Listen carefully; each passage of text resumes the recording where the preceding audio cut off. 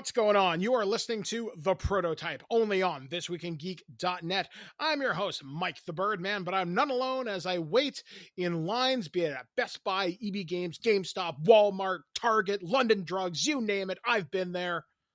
I'm Cats joined and with dogs living together. Mass pre-ordering. I'm joined with Alex, the producer. That's right, folks. So finally, we're going to be talking about the next generation of consoles. You might be wondering, why are we doing this a week before the Xbox Series X launches?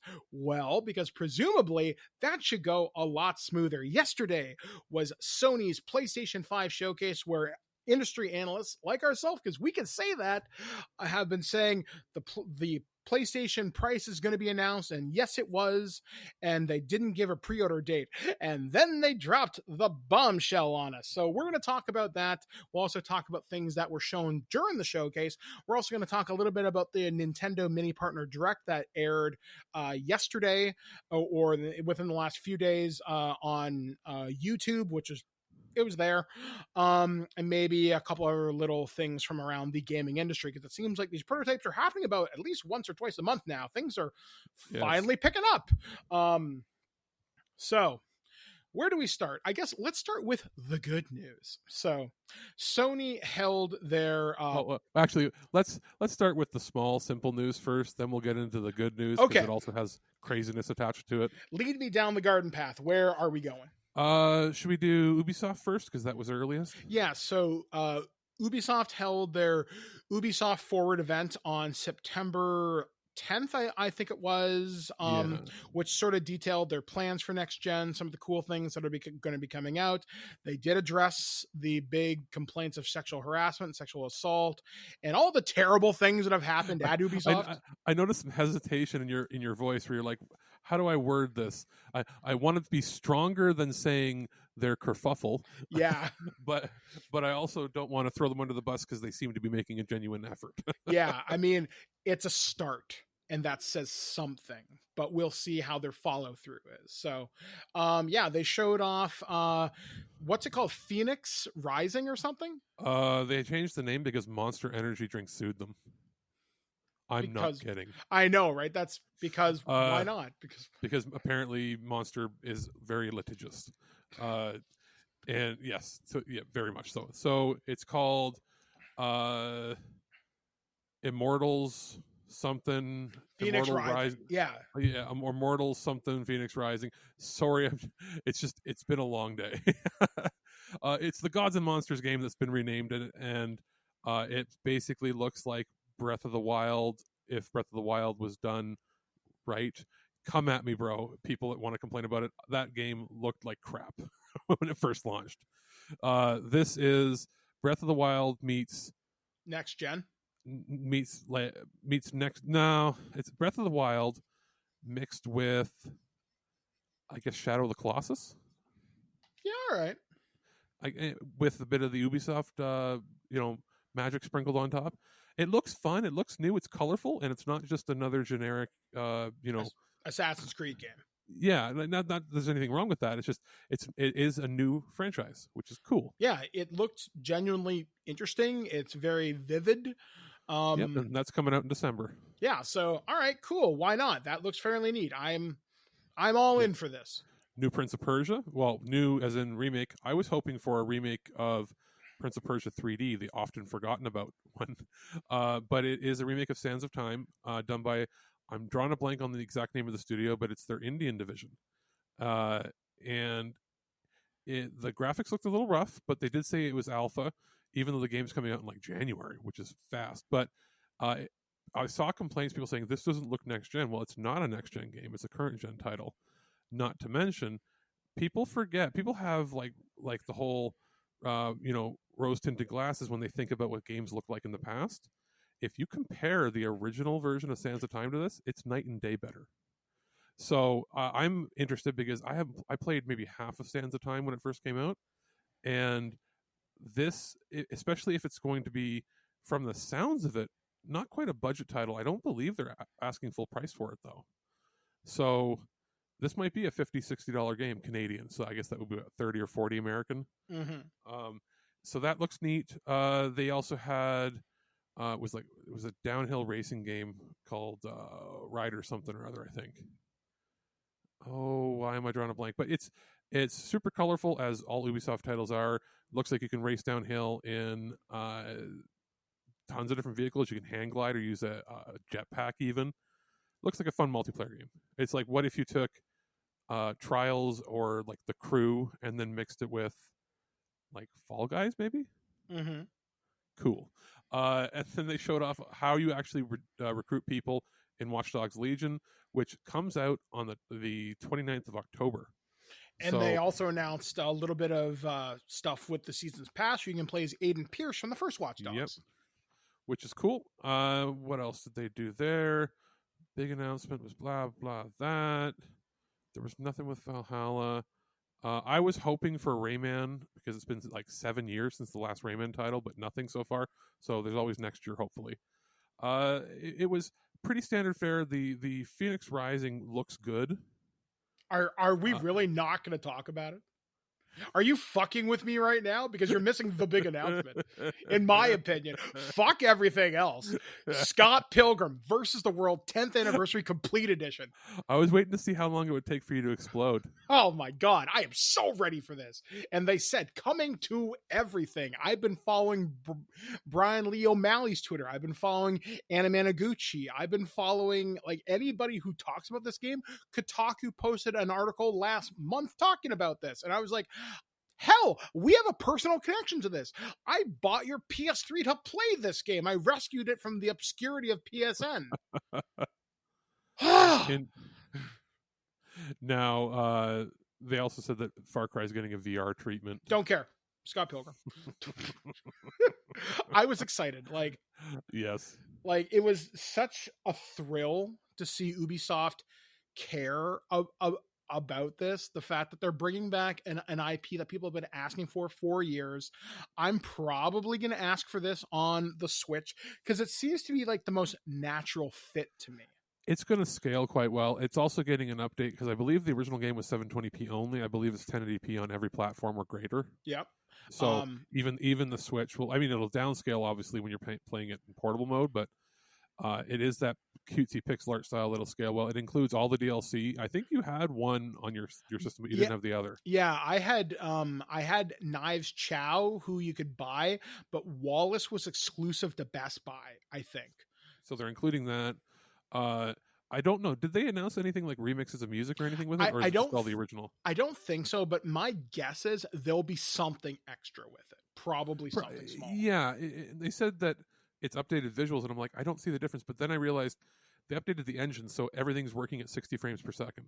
Yeah, so regardless, it's going to be great. I am going to get a review copy of this. Even if I don't mind paying like $20 for this. Don't care. Totally worth it to me. Now back to the news. Yes, so there's been little bits and pieces here and there, and then even though it came after the Sony showcase, let's talk about the surprise pop-up, which seems to be all they're doing nowadays, of the Nintendo Partner Direct, where they still aren't announcing their own titles, which is weird. Like, you figure there would have been a major Direct by now. It's been over a year. Yeah, I think this little Direct, it caught me in a few separate places. The two Monster Hunter titles, I don't so much care for the mainline one. The Monster Hunter story sounds interesting. It's very much like Xenoblade. It's Xenoblade meets traditional RPG. The first one was on 3DS, and it was a very late title, as in like one of the last 2 or 3 games that were like majorly released on it. So I think it actually, and I'm going to catch flack for it, looks better than, like, even visually than the other Monster Hunter that was revealed at the beginning. Simply because the Switch handles cartoony graphics better. Yes, because it's very vibrant. It pops. There were some parts in the first one. Is it Rising? I think, it had some bad, and I mean bad, downscaling of graphics, as when he was jumping fast and moving through things, and they showed off a 60 frames per second video pre-render, or like not pre-render, but like in game. It doesn't handle a lot of the grass very well, and it got really pixelated. And then other parts look fantastic. So I don't think it's targeting a 60 frames per second. I don't think they can handle it on there. For Monster Hunter fans that want like a Monster Hunter World type game, that's going to be the one for you. I am much more interested in Stories 2, or Story 2.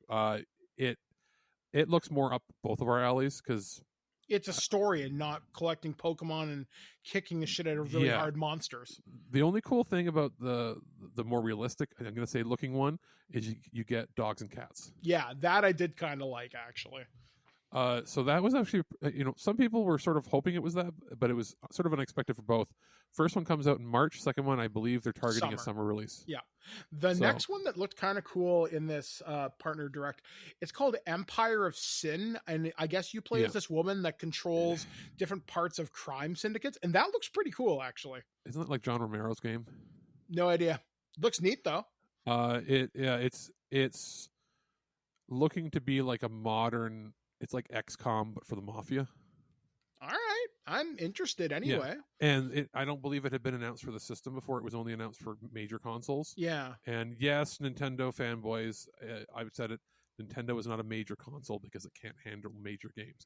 What they showed here is they built an engine that can.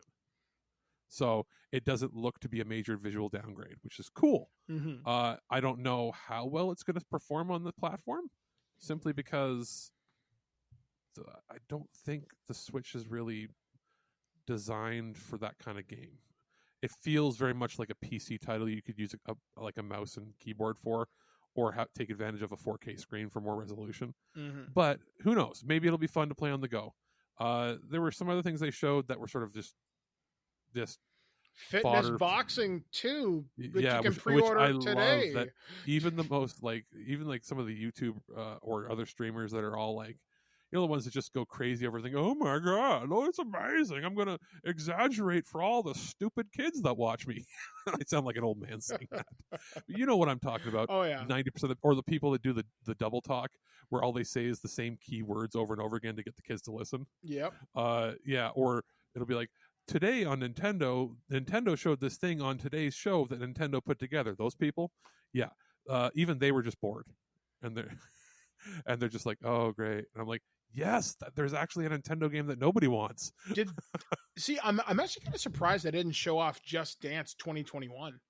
Yeah, well, I don't think they need to. It sells itself. Well, yeah, I mean, it's a Just Dance title. I was so surprised. And they showed that off at the Ubisoft Forward stuff and talked about it being on the... Okay, so, all right, so that's fine. Yeah, so that's fine. Yeah, but they showed off some others. Was it Hades is coming there? I think there's a couple other things that they showed that it was sort of paced weird this time.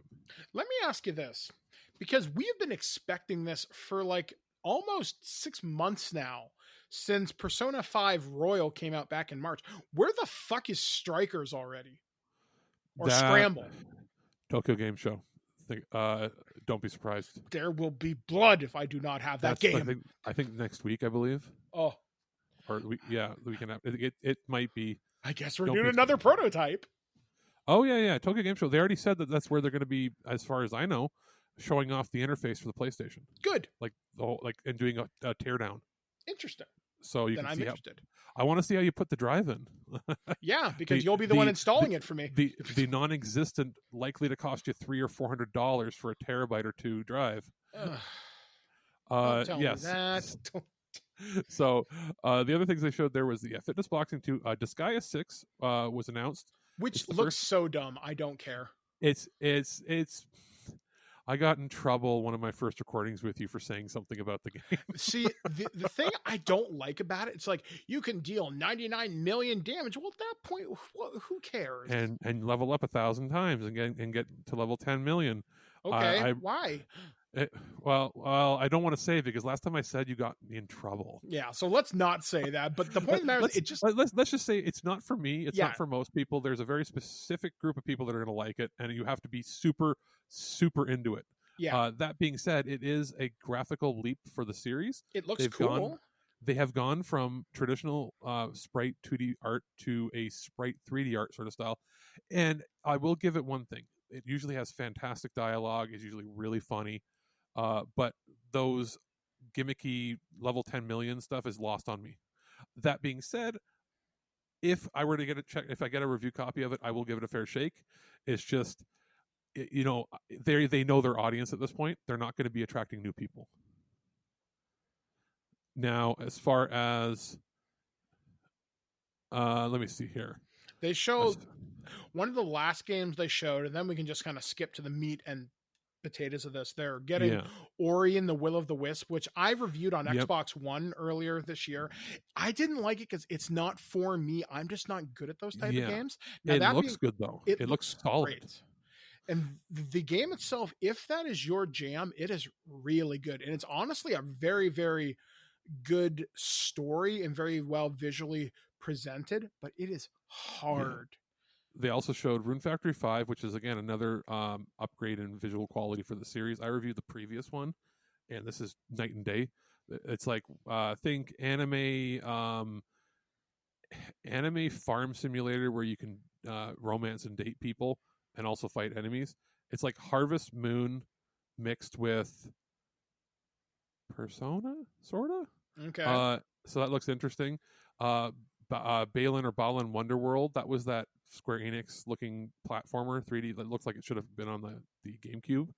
That they showed off at the Xbox showcase, I think back in the beginning of summer.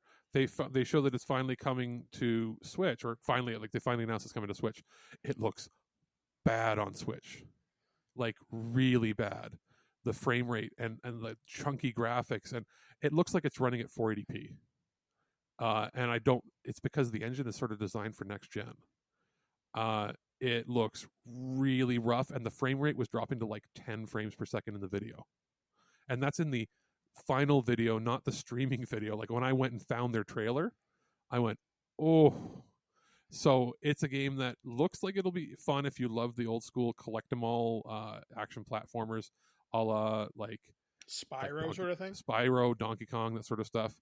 But you will probably want to stay far away from the Switch version. And that was it for them. Okay. So let's talk about the big meat and potatoes, the thing you've been waiting almost 20 minutes for. It's the Sony PlayStation 5. Go pre-order now. Oh, it's sold out. Yeah, good luck. But we've got stories about that. So do we want to tell our pre-order stories, or do we want to get into everything else? I think everybody knows the pre-orders went out and they sold out. But yeah, we'll go into pre-order stories here. Okay, so here's my pre-order story. Okay, so let's preface it. Pre-orders went live in Canada before they went live in the States. Yeah. So which is never good. It's never a good sign. So this is what I'm going to recommend this account for those of you that live in Canada. Don't share it. Don't share it. That's just for us alone. This guy, he only has, let me look how many followers it is. He has less than 5,700 followers, ridiculously worth it. So his account name is LBABINZ. And this guy does video game deals specifically for Canada as well as pre-orders. There is a U.S. handle of the exact same guy. So, but yeah, this one is specifically for Canada. So this guy, so here's the timeline of events. So I took a nap after the PlayStation event aired last night because Blair was making dinner. Yeah, old man Dodd took a nap. So I wake up because she's making dinner, and I get an email from Sony saying, hey, Sony pre-orders will be going live tonight from certain retailers. I'm thinking, oh, great, fuck. I guess I'm staying up all night now.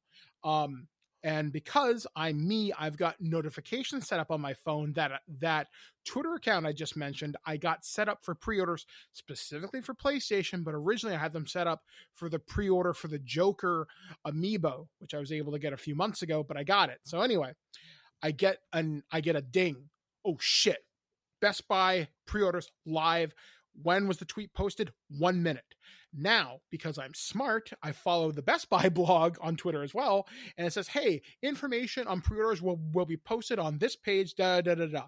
So I went to Best Buy, logged in a few days beforehand, had all my account stuff logged in, all my credit cards double-checked, and everything ready to go. Pre-orders went live, clicked the link, got a PlayStation 5 digital edition, and I was able to complete the checkout process in 3 clicks. Pre-order confirmed. It's not canceled. I know I was one of the first, probably couple hundred to get it. And then I went back a few minutes later, went, oh, fuck, I forgot to get a controller and I forgot to get a headset. Now, we may get these down the road for review from Sony anyway, because they're usually pretty good to us. When it comes to accessories, you never know. Yeah. Consoles, that ain't happening for probably almost anybody. Yeah, like I don't even think Inside Gaming's getting them. Like Jeff Keighley got his because he knows Sony and their bros. Well, Jeff Keighley got his because he's basically the only person that has any clout in the television industry for this anymore. He got his, so if you want it, you can ask him for it, and he'll laugh at your face probably. Well, Jeff Keighley, bless thee. Actually, I think he posted that he had to buy his own from Target or something. Oh wow. So anyway, I tell Alex, like, I called you. I'm like, dude, get on Best Buy now. And you're like, huh? And then the light bulb went off. And then take the ball and run with it, Alex. Here we go. It crashed. It crashed real good. And by real good, I mean it took down their whole website.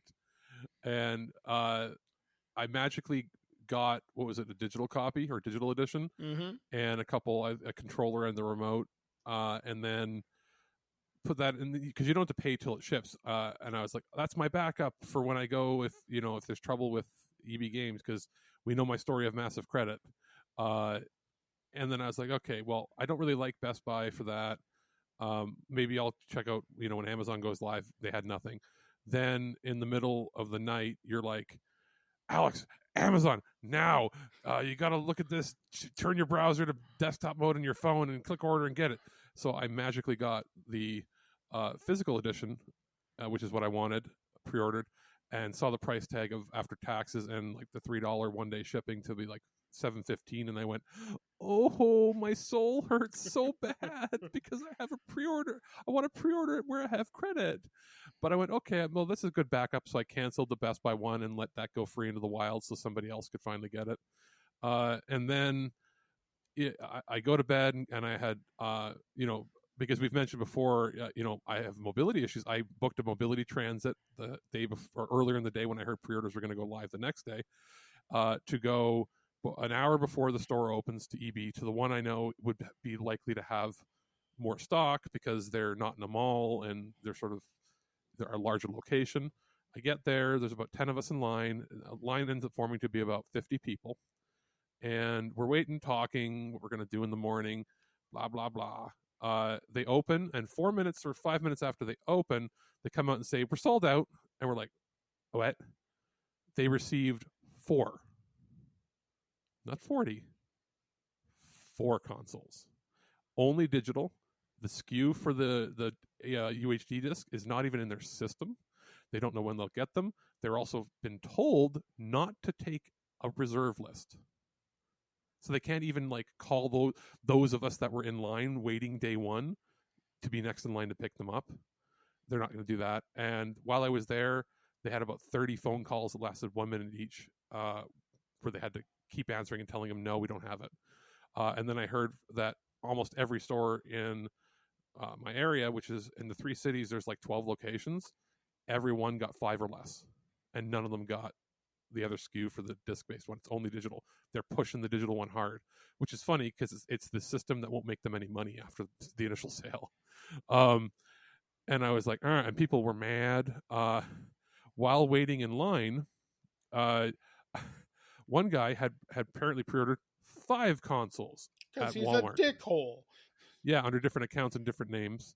And he was coming there to try to pick up more than. He's like, well, you think they're going to limit me to 1? And in my head, I was like, well, if they don't, I'm going to stab you and them because you're a dick. And a guy in front of me who I broke up a conversation with, and he was a nice dude, and he had a backup order at Best Buy as well. And he turned to him and said, you realize that 4 of those consoles should have been for people waiting in line here. That, and so he's like, whoa. And he was like, the worst kind of reseller scalper you can imagine, because he already had those 5 that he pre-ordered listed for twice the price. He's like, I'm like, what? He goes, well, they'll pay me for them, and that's how I'll pay those other ones off. Good plan, dickhole. And I'm like, and what happens if they cancel? And what do you mean? It didn't dawn on him that they could cancel the order, the store. And I'm like, well, and I said, and how are you going to stop those people from coming to your house and murdering you when they find out that you basically stole $1,000 or $1,500 from them? And he's like, malfunction, and everybody around is staring at him. So he left. I go into the store, and they're like, "Oh, hey, Alex, we know you got your credit, but we are out." And I went, "I don't care. What can you give me?" And they were limiting one of every item, like including accessories, but nobody else that bought those 4 consoles actually wanted anything else. I'm like, stupid. They're going to sell it at everything else too. So I pre-ordered the controller there, an extra controller, and the remote, media remote. So I still have, like $800 in credit, which is awesome. And the guy behind me had just traded in his, what was it? His PS4 Pro, something else a couple days earlier. And he's like, all right, I want my money back. And they're like, well, he goes, cash it out. They're like, we don't cash out anything. Like, I actually stood and waited to hear what they were saying. Oh, God. He's like, we don't cash out anything. Give me my money. Give me my console. No, you can't do that either. You've signed a piece of paper saying that you've now given up ownership to us and you have credit. He's like, well, give it to me on a gift card. And he's like, no, we don't do that either. It's on your edge. Like, because he wanted to, I guess, sell his gift card or something. Oh, I didn't even know you couldn't transfer it to a gift card. Well, not once he signed and put it on his edge. He'd have to, you know what I mean? Like, it's already on his account. Also, he wasn't being very nice. Oh. And he started throwing a fit, and it's like, blah, blah, blah, give me my money. He's like, no. He's like, well, how? He goes, we don't control how many consoles we get. There is never a guarantee. It also, if you pre-ordered them now and you put all the money down on them, there's still a possibility you wouldn't get it, and we'd have to refund that to your edge. I know how that works. Anybody that's a gamer knows how that works. And he started throwing a hissy fit, and I turned around and I felt it was a bit of a dick move, but I was pissed because they made us wait a long time outside only to tell us they only had 4 consoles. They should have walked out the door when they opened and said we only have 4. There should have been a sign. Yeah, they didn't say anything. They let the 4 people go and then didn't say anything until the 5th person went in and walked out and turned around to us and said they're all sold out. Because that's a potential sale. Yeah. So I turned around and I was like, it's kind of a dick move. And I heard the phone ring for the 30th time, and I said, have a fun 2 months. And then I said, I'll see you on Tuesday, because that's when I said, do you think this is going to happen for Xbox? He goes, I'm predicting it's going to be a little smoother. And if it should be, there should be both SKUs in the system for them because they've had a couple weeks lead time. But anyway, so I'm leaving and I'm like, well, shit. So I'm like, how am I going to finance this? Because I have a feeling I'm probably not going to be able to run around and find, a disc version available. I just may as well pay off the X or Series X and then pay off, I guess, my backup in quotes, Amazon order. And so it's going to be an Alex needs to downsize to pay off his system thing. And then I guess I'll use whatever extra credit I'm going to have after getting the X to get one of those Pro controllers, or the Elite version 2. Mm-hmm.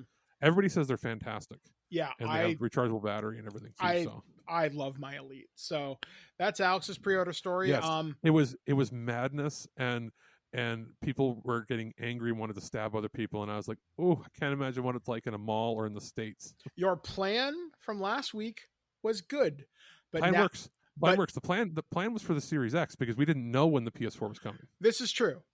So on Tuesday, if you see me just message and tweet a whole bunch of fucks, it's because I got fucked and couldn't get either. And if that happens, then I am just going to hold on to the credit that's there until I can get one of them. Which means Mike will be doing a lot of reviews in the future, but that's okay. There will be no way that they're out of X's and Series S's. I don't know. One of the people I was talking to today, I wasn't talking to, but had said today, they're predicting people will panic over not getting the PS5, and next week will be rough. So be ready for it. Not for the people don't really want the Series S, but I might. Because I was thinking, remember originally of getting an X for the living room and an S for the bedroom, just so I could play the games. If I can just get the S at first, I'm okay with that credit, and leave the rest of the credit on my account. And what I'll probably end up having to do to finance the PS5 is I might have to sell my PS4 Pro privately. I still have the box and everything for it.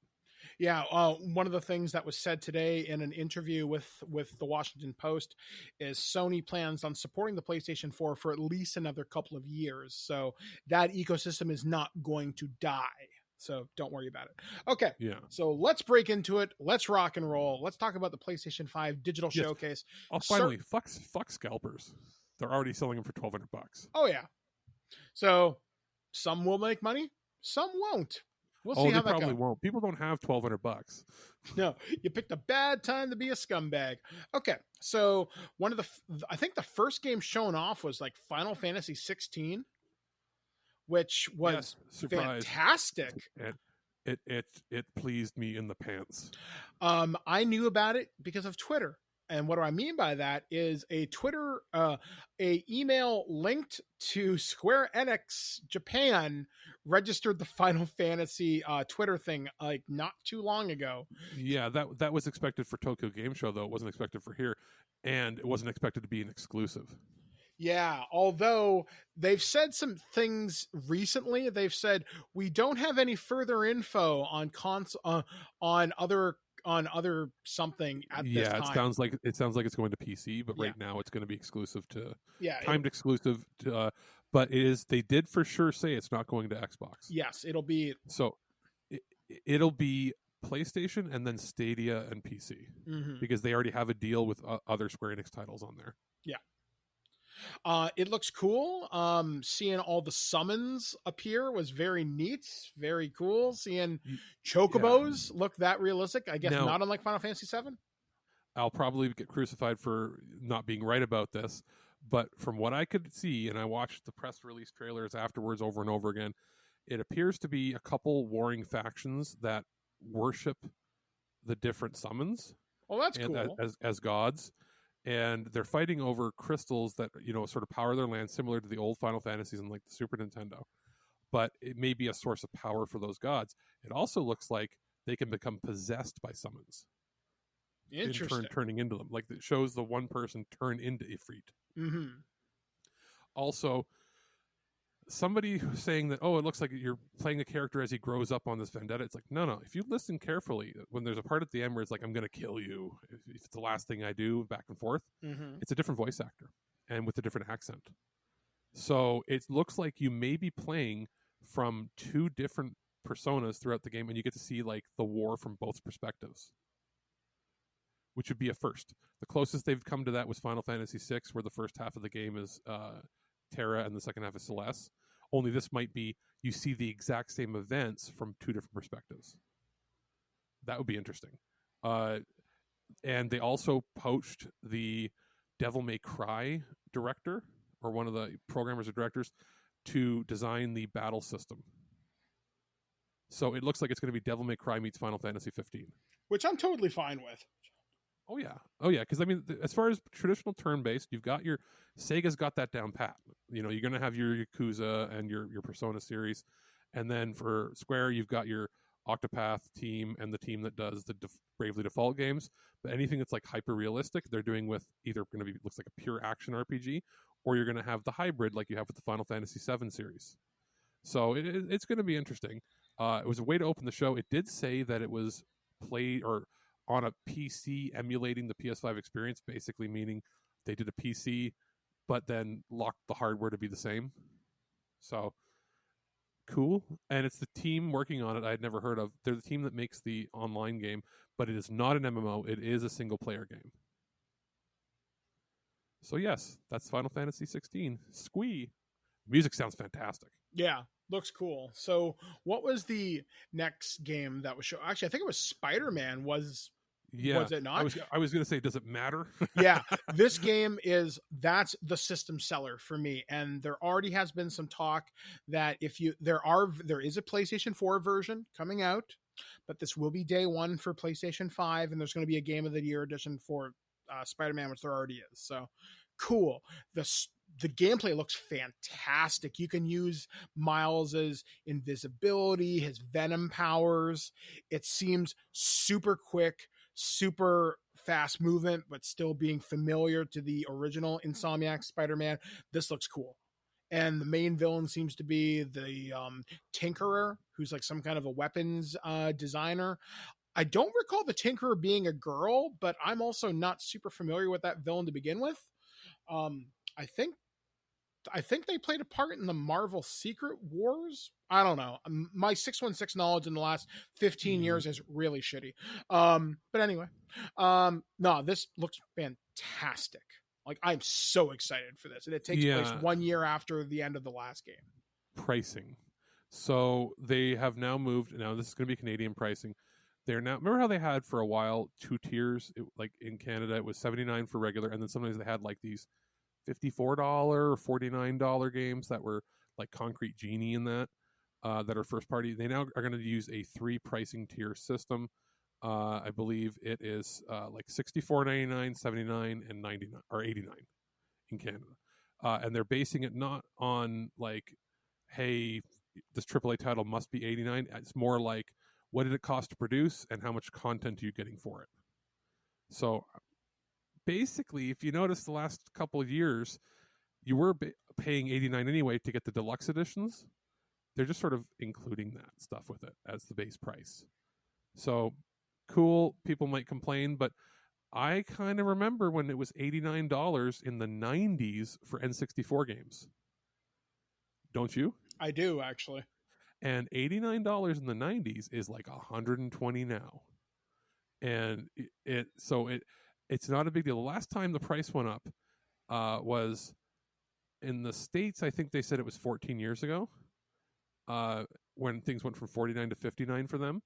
But if you remember, there was a while where our games were the same price as in the States. It was 2007 to like 2010. You remember we were at parity where it was 59 American or 59 Canadian. Mm-hmm. So there were so many Americans that were buying from Canada and reverse importing down through Amazon. So, I mean, it's not a big deal. We've had a price jump before.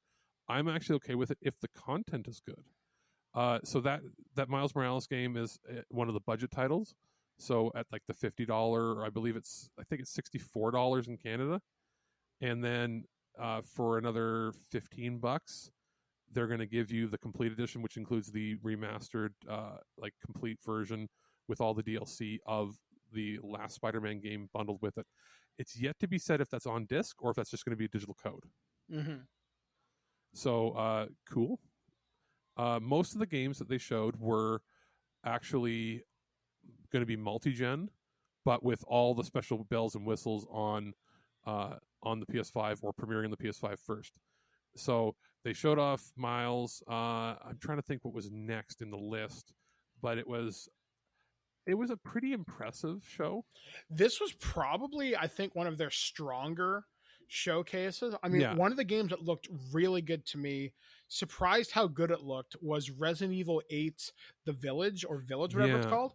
That looks great. Like, I was watching it with like Blair, and she's like, because there's one point in the trailer where I guess Chris's wife or some woman's telling a story, and it looks like Coraline for like just a few minutes. And I'm thinking, she's like, is that freaking Coraline? Like, I don't know. It looked really neat. It looks really scary. It definitely takes more inspiration from Resident Evil 7 Biohazard as opposed to Resident Evil 2 or 3, which is fine. I'm totally fine with that. I would be surprised if there isn't a VR component. They haven't announced anything. And the frame rate was way better in that trailer. Yeah, it looked good. And the last 5 seconds of the trailer just shows a fat guy smoking a cigar, and he's like, doing some window shopping, aren't you? That's the merchant from Resident Evil 4. I guess he gained some weight. But I'm like, all right, I'm in for that alone. You just sold me a copy, Capcom. And I'm totally fine with that. Resident Evil is one of my favorite all-time game franchises. I've bought in every Capcom game that I've reviewed in the last couple of years, and I have no problem supporting this game either. Yeah, I think it looks fantastic. Devil May Cry 5 Special is a day one launch. Digital only, though. Oh, yeah, on both systems. Yeah. It's also, I think, $50. which is fine. I mean, Devil May Cry 5 was a fantastic game in its own right. 5 is still free as part of Game Pass. I don't think this will be. No, I can't imagine, because this adds in like special content. I didn't play it. Extra characters, more moves, more music, 120 FPS mode. So it's going to be buttery smooth. I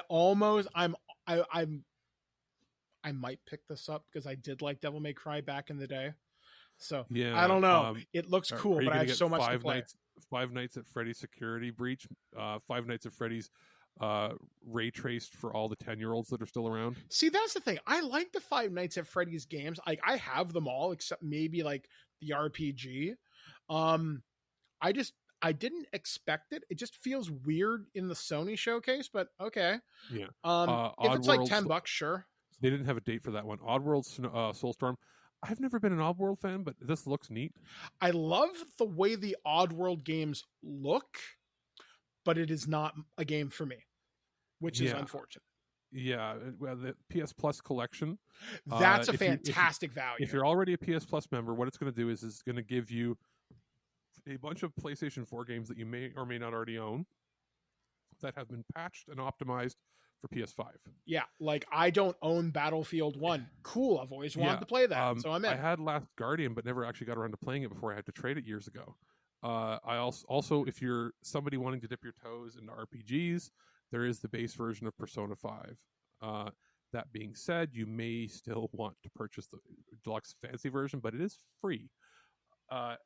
It is a good incentive and a way to pull people over that might have been swayed by the Game Pass sort of thing. Mm-hmm. It's 20 titles. God of War, Fallout 4, Last of Us Remastered, a lot of good solid. Mortal Kombat X, for whatever reason, like anybody plays that anymore. Well, I would argue it's more popular in some circles than Street Fighter 5. Yeah, but it's not gonna be popular on PS5. I don't know, that fighting game community, man, you always underestimate. You know, I don't know if it was in the listing of it, but I would love if they included the other, because there is a couple that I don't think were there, like the Earth Defense Force games. Those are super fun, arcadey, big bug destroying games. I'm surprised I didn't put in Killzone Shadowfall.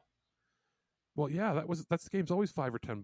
Like, why not just throw it in? But they didn't. Infamous Second Son, great pick. Which is going to be patched to do 60 FPS at 4K. That's going to look awesome. Whereas it was only 30 before, which still looked great considering it came out within the first like 12 or 13 months of the console release, and had a patch to do 4K when the Pro came out. Yeah, like so it is it's wonderful. Fortnite, who gives a fuck? Of course it's going to be on PlayStation, because why wouldn't it be? They didn't need to make the announcement that it's there, but it is for the little kids, obviously. I would say Deathloop looks good. I like the idea of you have to figure out the pattern of how to tackle the island and be efficient in killing. Otherwise, the loop happens over and over again. Might be worth checking out. Yes, it's Bethesda, but it is Arcane Studios, which is... I'm surprised they didn't show off more of the Doom Eternal expansion. Well, Doom Eternal hasn't even come out for the Switch yet, and it's like 6 months late, so they're probably behind. What else was there here? Deathloop, blah blah blah. Hogwarts. That, oh man, you could not have picked the worst week to drop this game. I see a lot of people in the LGBTQ was it plus now community? Yes, plus community. It's 50-50. They're representing it as, hey, don't ever touch this game because blah. Or you see people saying, actually, no. If you look, it's a Hogwarts game, and they haven't put J.K. Rowling's name on it. All this stuff. Yes, she gets money, but what they're saying is, don't hold it hostage when there's a couple hundred people that worked on it that have nothing to do with her, that just wanted to make a good game. I've seen a pushback against exactly what you're saying. Yeah, it's 50-50. They're arguing back and forth. Yeah, like, because the people who work in this game, they've already been paid, they've already been let go. They don't see anything if the game performs well. It's Warner Brothers, JK getting royalties. Yeah, so it looks... I've seen a lot of people that honestly can compartmentalize and just don't care, and they're like, I like the game, it looks good, I'm going to play it. and then you see people that are on the fence, and I'm indifferent. I will see what happens. I'll say from a technical perspective, it looks like a decent game considering it's a company I don't think that's made a major game like this before. Though to me, it looks like Harry Potter Skyrim. Which would be something you would normally be Yeah, into. like the game itself looks fantastic. The idea that it's set in the 1800s is pretty cool, so you're not beholden to Voldemort or Grindelwald. You don't have to worry about any canon getting in. Now, how would you feel if Warner just bought the entire brand? That's what they should do. Get her name out of it. Like take like they've been hitting like the pocketbooks pretty hard lately. What if they just said, "Hey, here's $2 billion, go away"? That's what they should do. There will be still people that'll be like, "No, on principle, this was an idea created." It's like, no, it wasn't. This wasn't based on a book. You know what I mean? This is new. Yeah. There was a comment I saw in one of the subreddits that I follow for Harry Potter, and they put it really, really. I'm very much paraphrasing here, but they said this series gave a lot of people empowerment over the years. It's done a lot of good in the world in certain ways, and for that it should be remembered and appreciated.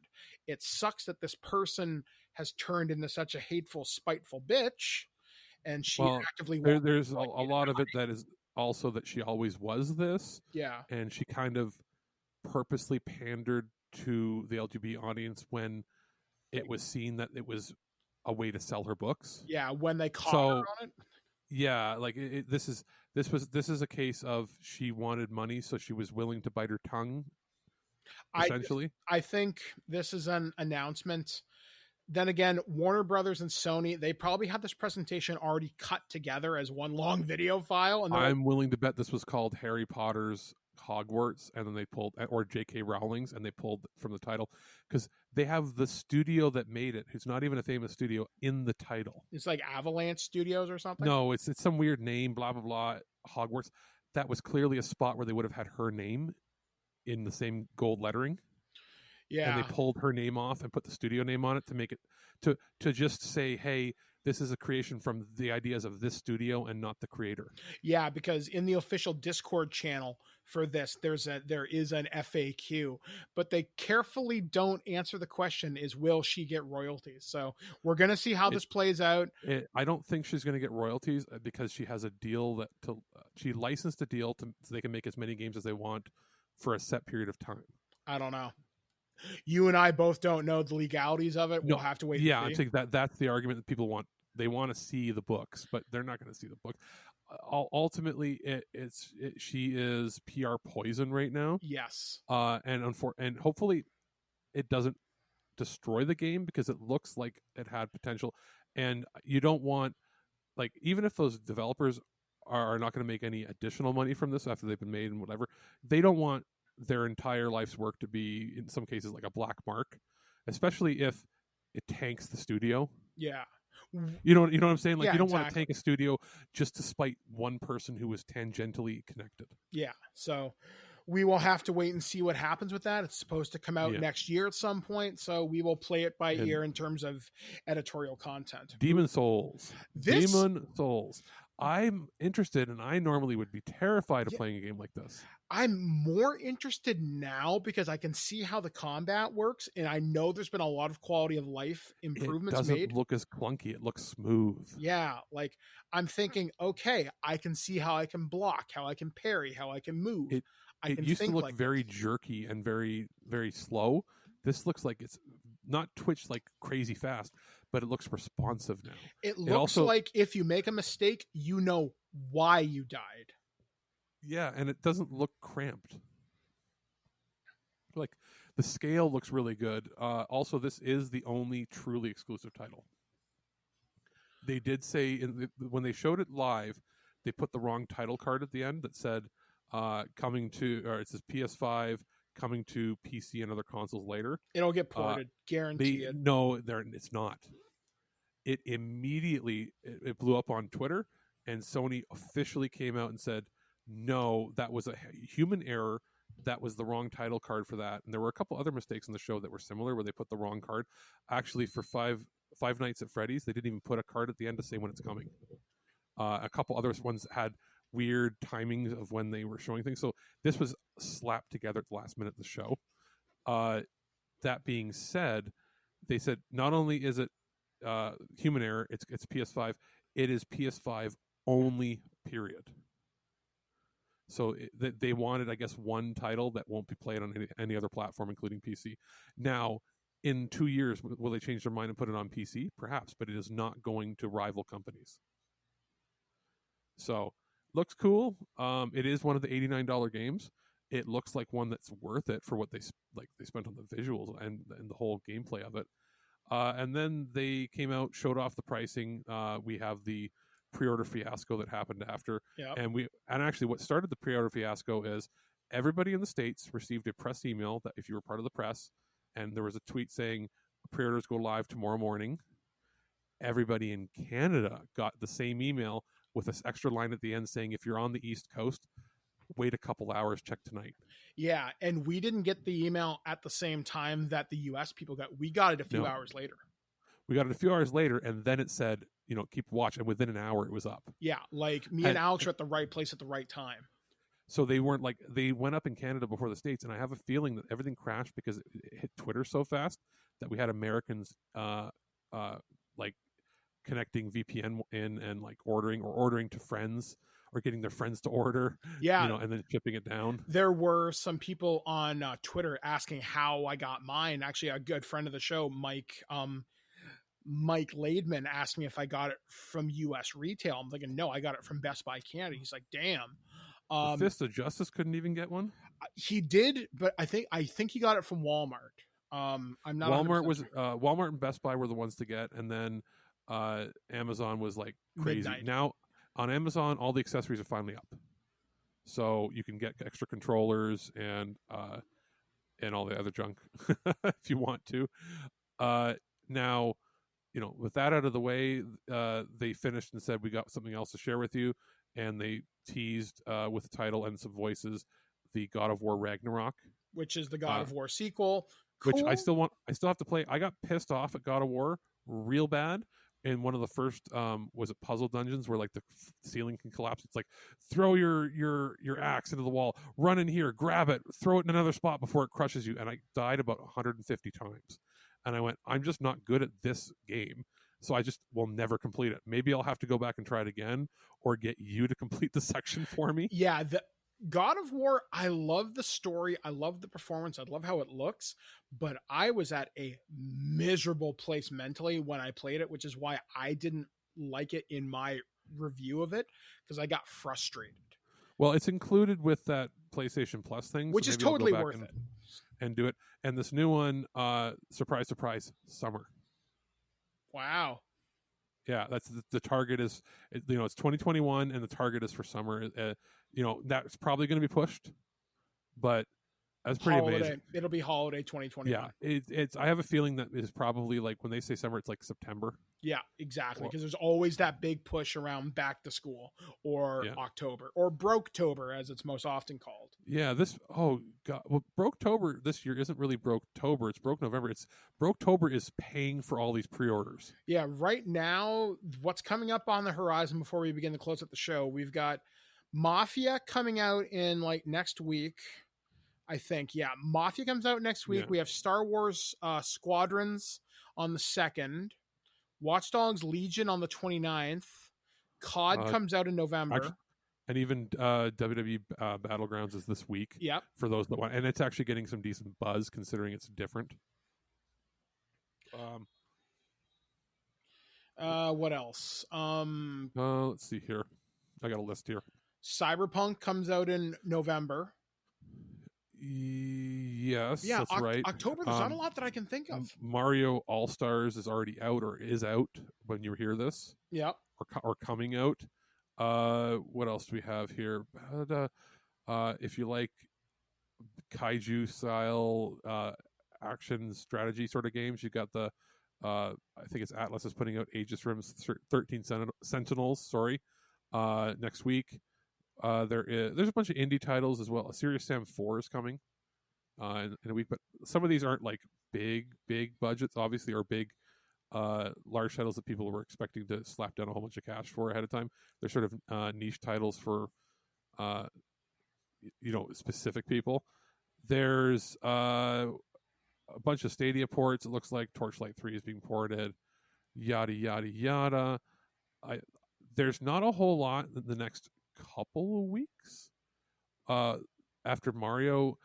I think the biggest title you're going to see is Watch Dogs Legion at the end of the month. Mm-hmm.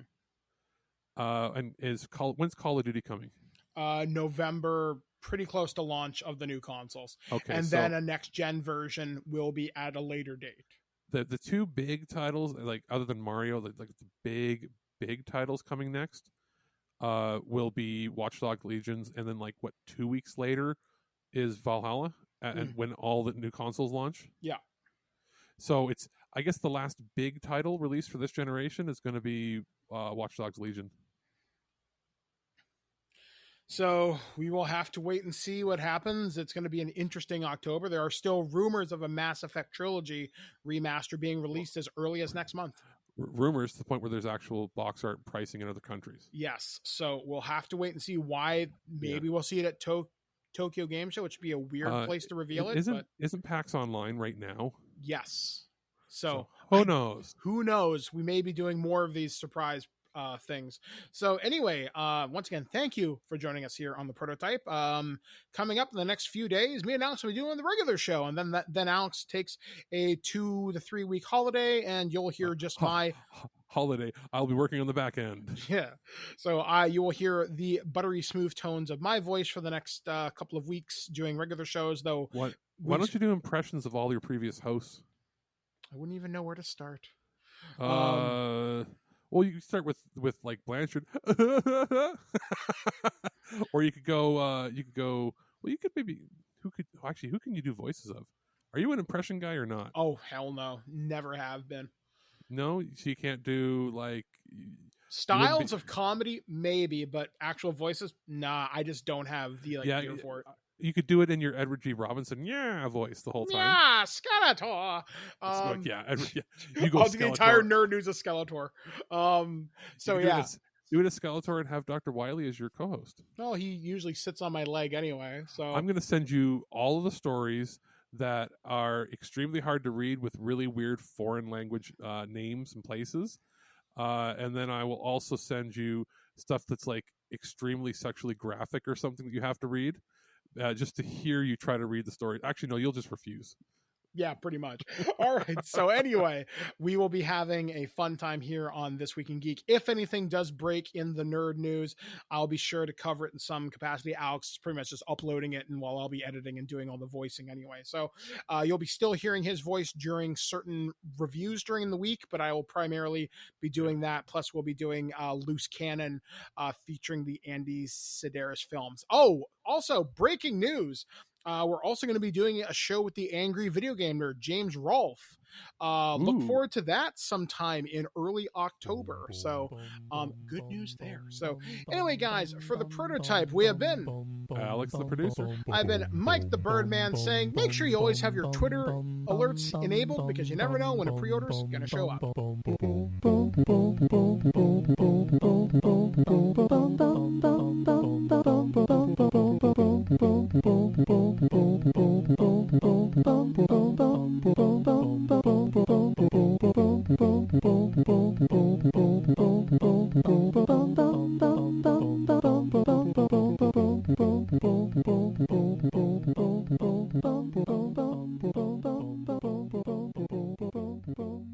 Well, that's our show. All right, here's the deal. Every time you watch my show, I will send you $40. Checks will not be honored. You've been listening to This Week in Geek, your source for guaranteed nonsense or your money back. Tune in next week for more info on the most important things you didn't need to know. Check out our website at thisweekingeek.net and subscribe to our podcast through iTunes or any podcatcher. If you'd like to comment on this episode, head over to this episode's post at thisweekingeek.net and leave a comment through Facebook Connect. Follow us on Twitter at thisweekingeek.net and follow our Instagram at twig_official_podcast. Social media not your thing? Send us an email at feedback@thisweekingeek.net. We'll see you next time, and remember, lower your shields and surrender your listenership. Just when you think this show is terrible, something wonderful happens. What? It ends. I have to go. Somewhere there is a crime happening. Hey guys, what's going on? You are listening to The Prototype, only on ThisWeekInGeek.net. I'm your host, Mike the Birdman, and yes, I'm lading in... Wait, fuck, hold on, give me 3 seconds. I'm lading in the blah, blah, blah.